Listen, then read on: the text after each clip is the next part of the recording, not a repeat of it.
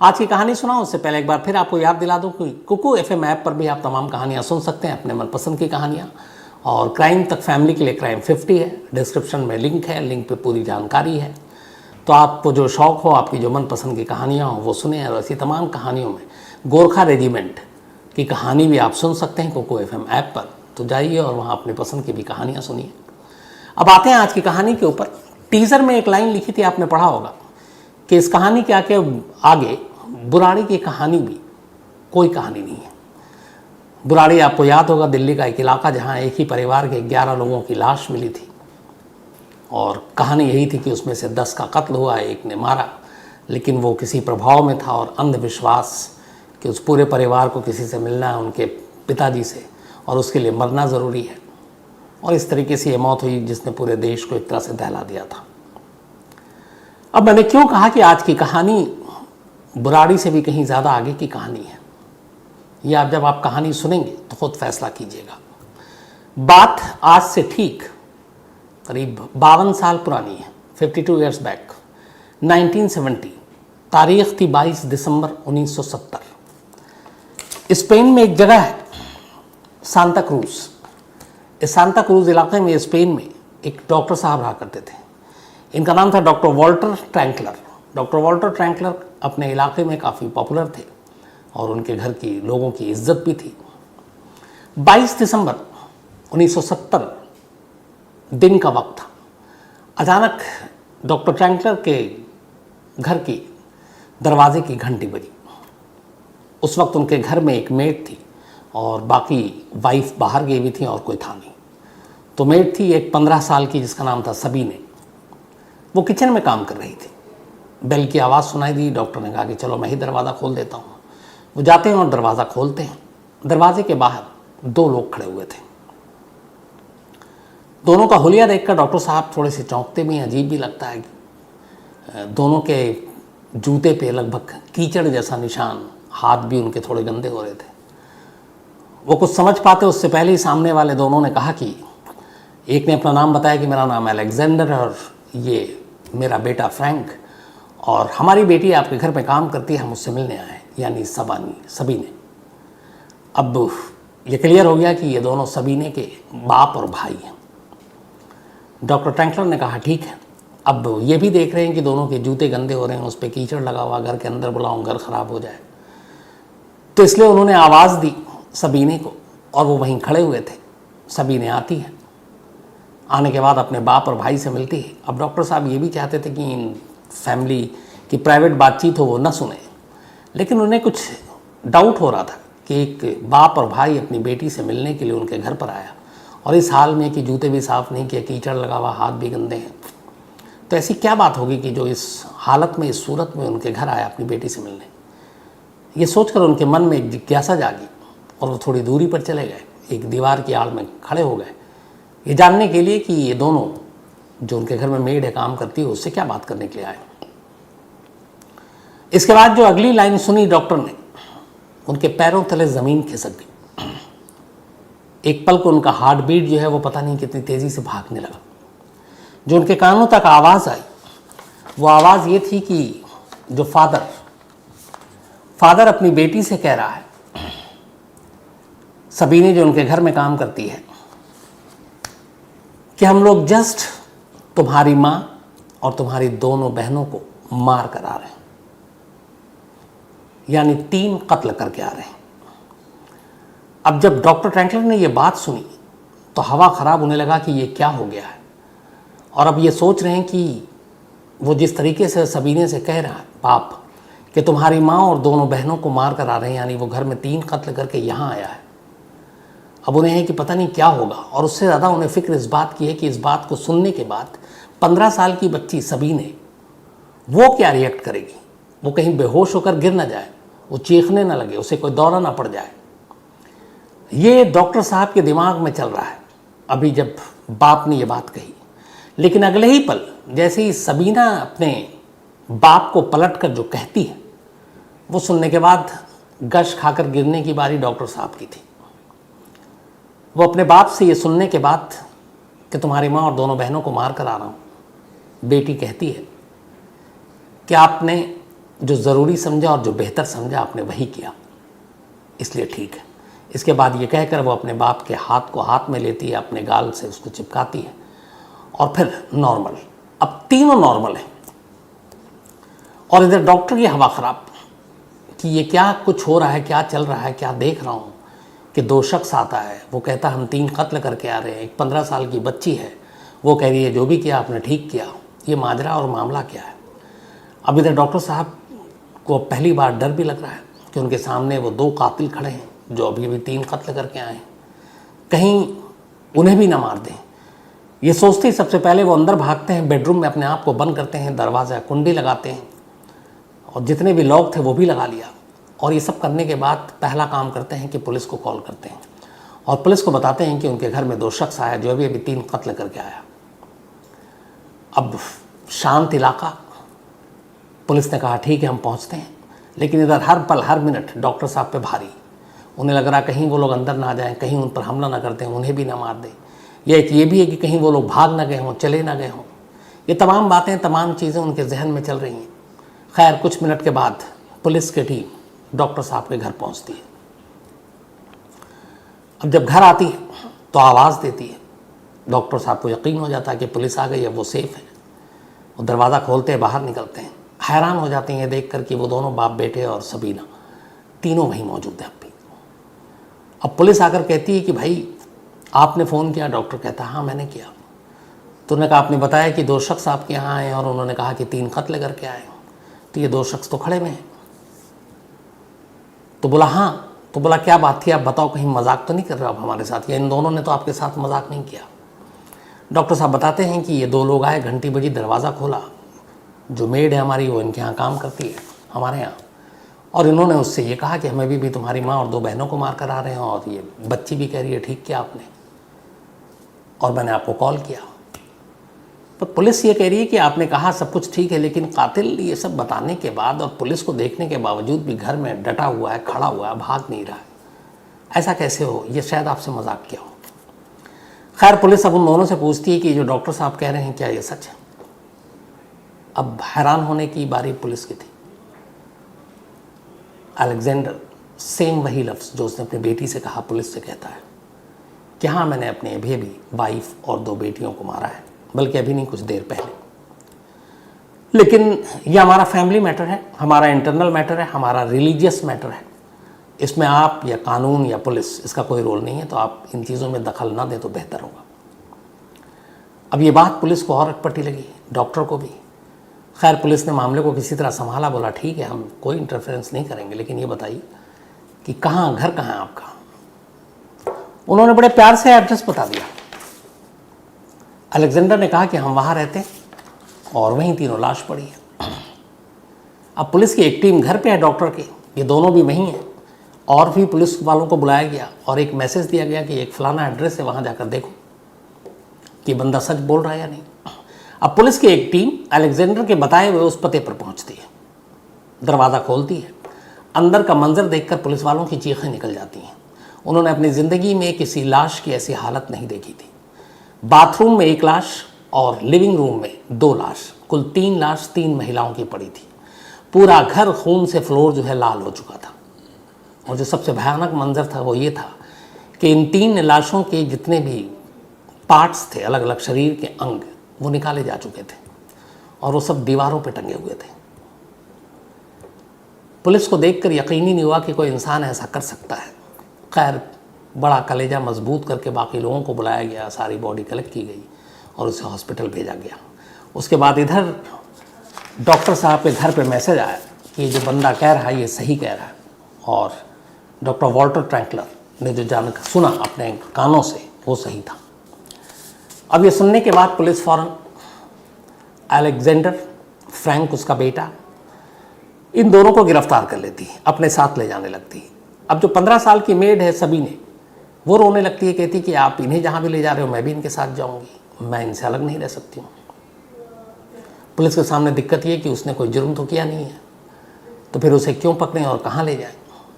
लेकिन खैर पुलिस उन लोगों को लेकर जाती है पहले हॉस्पिटल, क्योंकि जिस तरीके से ये सारी चीज़ें हुई वो किसी आम इंसान का काम नहीं था। एक मतलब इंसान नाम की चीज़ का ही काम नहीं हो सकता। जिस बेदर्दी और जिस तरीके से कत्ल हुआ और कत्ल के बाद शरीर के अलग अलग अंगों को दीवारों पर टांग दिया गया, तो पुलिस इन दोनों को सबसे पहले हॉस्पिटल ले गई। उसके बाद उनका इलाज हुआ तो पता चला कि दोनों की मेंटल हालत ठीक नहीं है। अब जब रिपोर्ट आई डॉक्टर की तो ये था कि इनके ऊपर ट्रायल तो हो नहीं सकता, मुकदमा चल नहीं सकता, दिमागी हालत जब तक ठीक ना हो या फिट ना हो, तो इनको मेंटली असाइलम में, यानी कि जो मानसिक अस्पताल है, चिकित्सालय, वहाँ भेज दिया गया। और उस लड़की को एक दूसरी जगह, एक हॉस्टल में जो महिलाओं और बच्चियों के लिए था, वहाँ भेज दिया गया। अब सवाल ये था कि ये सब कुछ हुआ क्यों और ये कहानी थी क्या। तो कहानी ये थी कि देश और दुनिया में बहुत सारे ऐसे धर्म हैं, बहुत सारे ऐसे गुट हैं अलग अलग, जिनका अपना अपना अकीदा, अपना अपना मानना है, अपना अपना यकीन है, अपना विश्वास है। तो कहते हैं कि ऐसे ही एक 1800 में कुछ लोगों के ग्रुप ने एक अपना संगठन बनाया धार्मिक, और 18वीं सदी में, और उसका नाम रखा द लॉर्बर सोसाइटी। इस लॉर्बर सोसाइटी में बहुत लोग नहीं थे, मुश्किल से 100 लोगों का एक गुट था, एक जमात था, और ये एक तरह का रिलीजियस कल्ट था। तो इन्होंने बनाया। अब इनकी जो पूरी सोच थी इस रिलीजियस कल्ट का, वो क्या था? वो ये था कि इनके ग्रुप में जो 100 लोग हैं, बस यही 100 लोग अच्छे लोग हैं। बाकी 100 लोगों के बाहर, इस ग्रुप के बाहर, इस दुनिया में जितने भी लोग हैं, वो सब शैतान हैं, बुरे हैं, बुरी आत्माएं हैं, और उनसे हमें दूर रहना, उनसे हमें बचकर रहना है, और उनका कुछ नहीं होना है। हम ही लोग हैं जो जन्नत के हकदार हैं। ये इनकी सोच थी। अलग अलग वक्त में इनके लीडर बने। पहले इनका लीडर एक जॉर्ज हुआ करता था। तो जॉर्ज की डेथ के बाद, जॉर्ज के साथ ही जब ये सब कुछ हुआ, तो उसमें अलेक्जेंडर जुड़ा। अलेक्जेंडर जब जुड़ा तो जॉर्ज जिंदा थे, बाद में जॉर्ज की मौत हो गई, तो जॉर्ज की जगह पे अब लीडरशिप अलेक्जेंडर को दे दी गई। अब अलेक्जेंडर जो है इस लॉर्बर सोसाइटी का हेड बन गया, और इसके बाद अब वो चलाने लगा। ये करीब 100 लोगों का ग्रुप, गैंग था ये। अब ये लोग रहते थे जर्मनी में। तब ये शुरुआत हुई थी इसकी जर्मनी से। कुछ वक्त बीता जब इसका अलेक्जेंडर चीफ बना। अलेक्जेंडर का तब तक एक बेटा और बेटियां 2 हो चुकी थी, सबीना पैदा नहीं हुई थी। उसके बाद उसको एक और बेटा हुआ। उसने उस दूसरे बेटे का नाम फ्रैंक रखा। लेकिन जैसे ही दूसरा बेटा हुआ, उसकी पैदाइश के दूसरे ही दिन अलेक्जेंडर ने ये ऐलान कर दिया कि अब हमारे ग्रुप को एक नया गॉड मिल गया है, और मेरे बाद जो इस ग्रुप का नया गॉड होगा वो फ्रैंक होगा, यानी मेरा दूसरा बेटा, जिसको अभी पैदा हुए 2 दिन हुए। अब चूंकि इस ग्रुप का हेड अभी तक भगवान खुद अलेक्जेंडर बना हुआ था, लोगों ने मान लिया, और साथ में उसने ऐलान किया कि ये जो फ्रैंक है, ये जो हमारा नया गॉड आया है, यही हमें और हमारे ग्रुप को यहाँ से आगे ले जाएगा, और साथ ही हमें मोक्ष दिलाएगा, और यही जो है वो आवर ऑफ किलिंग, यानी हमारी मौत की तारीख, वक्त, जगह तय करेगा, और उसके बाद हम सब जन्नत में होंगे। अब 2 साल का बच्चा फ्रैंक, जो 2 दिन का हुआ, उसको बना दिया गया, भगवान करार दे दिया गया, गॉड। अब फ्रैंक धीरे धीरे बड़ा हुआ, स्कूल जाने लगा।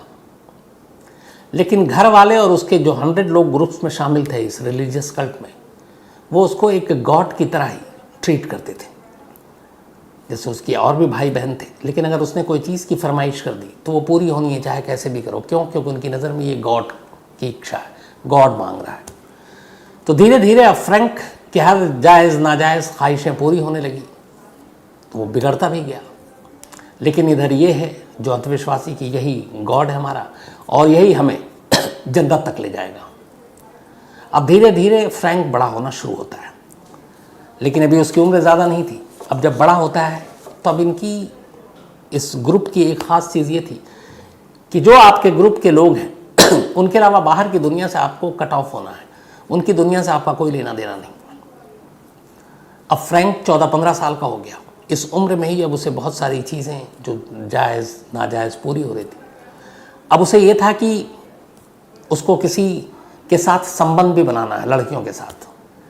लेकिन दिक्कत ये थी कि वो बाहर की बरादरी में जाकर बना नहीं सकता था, क्योंकि वो गॉड है और यहाँ पे और कोई नहीं। तो एक दिन उसने अपने बाप अलेक्जेंडर से ये जिक्र किया, तो बाप ने उससे कहा ठीक है, तुम गॉड हो, तुम्हारी जो भी इच्छा हो बताओ। घर में 3 महिलाएं थीं, उसकी माँ और 2 बहनें, बल्कि 3 बहनें। उसने कहा ठीक है, हम इन्हीं के साथ संबंध बनाएंगे। और भगवान मतलब गॉड के नाम पर उस वक्त फ्रैंक ने ऐसा ही किया। उसके बाप ने हामी भरी, उसने अपनी माँ और बहनों के साथ फिजिकल रिलेशन बनाया। अब धीरे धीरे ये बात आस पड़ोस के लोगों तक पहुंची। उन्हें लगा कि ये पता नहीं कौन सा कल्ट है, कौन सा ग्रुप है। तो उन्होंने इसके बाद, इससे पहले कि इन लोगों पे कोई आंच आए, अलेक्जेंडर अपने परिवार और उसके इस मानने वाले लोगों को लेकर जर्मनी से निकल गया और स्पेन पहुंच गया, और स्पेन की एक सुनसान घाटी में आकर बस गया। और उसी घाटी के बराबर में ये डॉक्टर ट्रैपलर रहा करते थे। लेकिन यहाँ आने के बाद भी ये सारी चीज़ें चलती रही। कहते हैं 21 दिसंबर 1970, यानी 22 दिसंबर को इस कत्ल का खुलासा हुआ, उससे एक दिन पहले की बात है। 21 दिसंबर 1970 को शाम को फ्रैंक अपने घर में बैठा हुआ था। अचानक वो उठकर आया कमरे में, उसने देखा उसकी माँ लेटी हुई है। उसे अपनी माँ के लेटने का अंदाज पसंद नहीं आया, और उसी वक्त उसने अपने पिता अलेक्जेंडर से कहा कि द आवर ऑफ किलिंग आज ही है। अब ये सुनते ही उसका पिता खुश हो गया। अब आवर ऑफ किलिंग में ये था, यहां भी भेदभाव देखिए कि पुरुषों का तो अभी कुछ नहीं है, वो तो सीधे जन्नत में जाएंगे। जो महिलाएं हैं उनके अंदर कुछ एविल्स, कुछ बुराइयां हैं, कुछ पाप हैं, तो उनको पहले मारना पड़ेगा ताकि वो सब कुछ यहीं खत्म हो जाए और वो सीधे स्वर्ग में और जन्नत में जाए। तो आवर ऑफ किलिंग ये तय होना था उनके गॉड के जरिए कि किस दिन और कब। उस दिन फ्रैंक ने अचानक कहा कि आज ही है। अब इसके बाद इसकी कुछ रस्में थे, उसने कहा ठीक है। अब उसमें यह था कि, और ये बात घर की तमाम महिलाओं को पहले से पता था कि एक दिन तुम्हारी ज़िंदगी में आवर ऑफ किलिंग आएगी जिस दिन गॉड चाहेंगे, यानी फ्रैंक चाहेगा।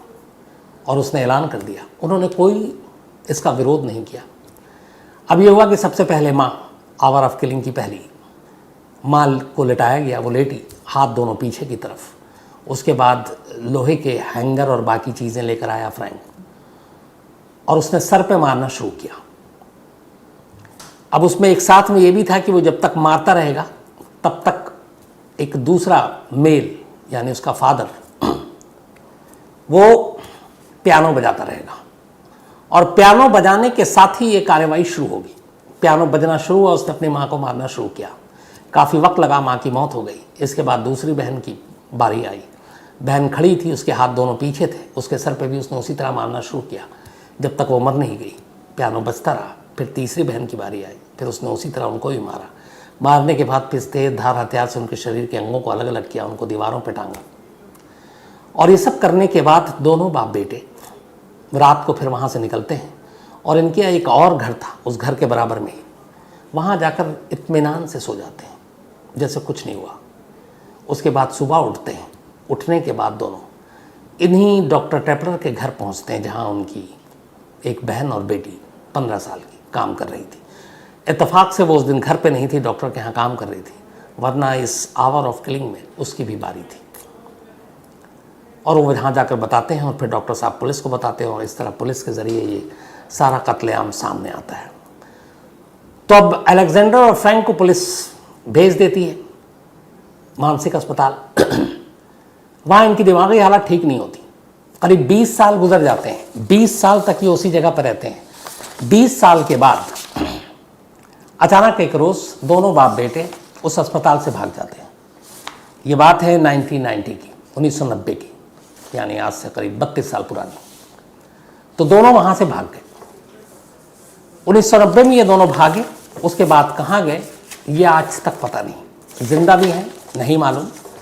लेकिन 1990 में ये दोनों भाग गए थे इस क्राइम के बाद, 20 साल के बाद, और उनका आज तक कोई सुराग नहीं मिला है। अब वक्त को भी देखें और उम्र को भी देखें तो लगता तो नहीं है कि अलेक्जेंडर शायद जिंदा हो, लेकिन फ्रैंक हो सकता है। और उसकी बहन भी किसी गुमनाम जगह पर है। उसके बाद से फिर इस रिलीजियस कल्ट का नाम कभी सुनने को नहीं आया। तो बुराड़ी में घर के मुखिया, यानी कि जो उनके पिता थे, उनसे स्वर्ग में मिलने के लिए एक बेटे ने ये पूरा सब कुछ किया और बाकी अपने परिवार की जान ली। यहाँ अपने ही घर में पैदा हुए एक बच्चे को पहले गॉड बनाया और फिर जन्नत जाने की तारीख फिक्स की, फिर आवर ऑफ किलिंग का तय किया और फिर पियानो बजाने के साथ साथ अपने ही घर की 3 लोगों का कत्ल किया। और उसके बाद ये सारी कहानी सामने आई। और यहाँ पर भी उनकी जो दिमागी हालत थी तमाम डॉक्टरों ने जो चेक किया वो कहीं से भी फिट नहीं थे। तो अंधविश्वास की ये भी एक अजीब कहानी थी। तो कहानी में इतना ही, लेकिन कहानी ख़त्म करूं उससे पहले वही अपना सिलसिला। आज मुरारी ठाकुर साहब, तो मुरारी ठाकुर साहब का जन्मदिन है। हैप्पी बर्थडे मुरारी साहब। और रोहित बड़जातिया जी ने भेजा है। इसके अलावा अविनाश भारती, इनका भी आज जन्मदिन है। Happy birthday Avinash. और शशि शेखर ने भेजा है। सुमित, इनका भी आज बर्थडे है। हैप्पी बर्थडे सुमित साहब। और अरबाज कुरैशी ने भेजा है। इसके अलावा कनिष्का शर्मा, हैप्पी बर्थडे कनिष्का। साईराज, इनका भी आज जन्मदिन है। Happy birthday Sairaj. और कल्पना सोलंके ने भेजा है पुणे से। साथ ही एफ ए नंद सर जी, इनका भी आज जन्मदिन है, तो हैप्पी बर्थडे नंद साहब। और उत्तर प्रधान पुष्पेंद्र, निम्मी और नन्हा ने भेजा है। साथ ही सानिया का भी जन्मदिन है, तो हैप्पी बर्थडे सानिया। और प्रतीक, निधि और विहान ने भेजा है। इसके अलावा प्रशांत झा जी ने एक कहानी की फरमाइश की है। बबीता अकुपॉइल बेंगलोर से, इन्होंने भी एक कहानी की फरमाइश की है। साथ ही रजत भारद्वाज ने भी की है। डॉक्टर सुमित और डॉक्टर मोहित, आप दोनों का थैंक यू, शुक्रिया दिल से। इसके अलावा बबलू शेख, और इन्होंने एक कहानी की फरमाइश की है। Abhishek Kapoor, thank you so much. Rajiv Prajapati ji. इसके अलावा मनोज बी काकड़े, एक कहानी की फरमाइश की है। आकाश सिंह, इन्होंने भी और एक कहानी की फरमाइश की है शायद। विनय शर्मा, इन्होंने एक कहानी की फरमाइश की है। संतराम मीना जी ने भी की है। इसके अलावा गोविंद सहाय गुप्ता हैं। इसके अलावा जवाहर चौबे जी, इन्होंने कहा कई बार आप लोगों के नाम बहुत गलत लेते हैं। उनके हाँ में कई बार मुझसे गलतियाँ हो जाती हैं, सरनेम कई बार समझ में नहीं आता और कई बार हो जाता है, इंसान ही हूँ, पर कोशिश करता हूँ सही सही उच्चारण करूँ। Mohammed Khalid, thank you so much, Agra से हैं ये। इसके अलावा कीर्ति चौकियाल, एक कहानी की फरमाइश की है। और धर्मू चौधरी साहब ने बाकायदा एक मेल लिखा। उन्होंने कहा कि आप नाम में कई लोगों के नाम अविश करते हैं, तो किसी के आगे साहब लगाते हैं, किसी के आगे नहीं लगाते हैं। तो इन्होंने पूछा कुछ ख़ास वजह है किसी के आगे साहब लगाने और नहीं? तो धर्मू साहब कोई ख़ास वजह नहीं है, ये स्पॉन्टेनियस है। पता नहीं कब किसके लिए कहाँ से साहब आ जाता है, किसी के लिए जी आ जाता है, किसी के लिए जी भी हट जाता है। तो ये बस धारा प्रवाह अपने आप निकलता है। कुछ सोच समझ कर नहीं बोलता हूँ कि आज मुझे किन्हें साहब बुलाना है किन्हें नहीं बुलाना है। वैसे मेरे लिए आप सभी साहब हैं, पर बहुत सारे लोग जो मेल करते हैं वो बता देते हैं कि उनका आज ये 10th बर्थडे है, 18th बर्थडे है, तो बहुत फिर मुझे लगता है कि बहुत छोटे बच्चे हैं, तो उनके आगे मैं बेशक जी और वो नहीं लगाता हूँ। पर जहाँ लगता है कि कुछ बुज़ुर्ग हैं या बड़े हैं, तो वहाँ थोड़ा आपको सम्मान और इज़्ज़त देने के लिए भी आपको लगाना पड़ता है। तो आज कहानी में इतना ही है। आपसे मुलाकात होगी कल रात 9 बजे किसी नई कहानी के साथ। तब तक अपना ख्याल